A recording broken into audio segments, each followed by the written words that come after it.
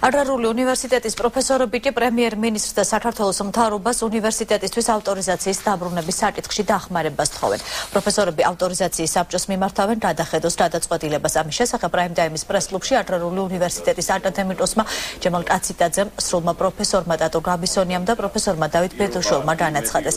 როგორც ისინი აღნიშნავენ, ის მოვლენები, რომლებიც უკანასკნელ ხანებში უნივერსიტეტში ვითარდება, არასწორია და ეს უმაღლესი სასწავლებელი ავტორიზაციის ჩამორთმევას არ იმსახურებს. პროფესორებმა ასევე აღნიშნებს, რომ სიმართლეს არ შეესაბამება ის განცხადებაც, თითქოს აგრარული უნივერსიტეტიდან 600-ზე მეტი სტუდენტი ფინანსური დავალიანების გამო გაირიცხა. მათი თქმით, აღნიშნული სტუდენტების გარიცხვის მიზეზები აკადემიური ჩამორჩენა იყო. ძალიან დიდი თხოვნით პირადად მე მინდა მივმართო ავტორიზაციისა და აკრედიტაციის კომისიას, რომელმაც დადოეს დასკვნა, ჩვენ სტუდენტებთან ერთად იქ ვიყავით, სხვათა შორის, ზოგი აწავით, ზოგი გვიან, ამას არა გადამწყვეტ მნიშვნელობა. ვთხოვოთ, რომ იქნებ გადახედონ ამ ესე იგი გადაწყვეტილებას და სამართლებრივ ჭრილში ახლა ამას ძალიან უგადავიყვანთ, იმიტომ რომ ეს შეიძლება ძალიან ხანძლეო და დიდხანს გაგრძელდეს და სტუდენტები დამერწმუნეთ ძალიან ფსიქოლოგიური თვალსაზრისით ძალიან ზარალდებიან.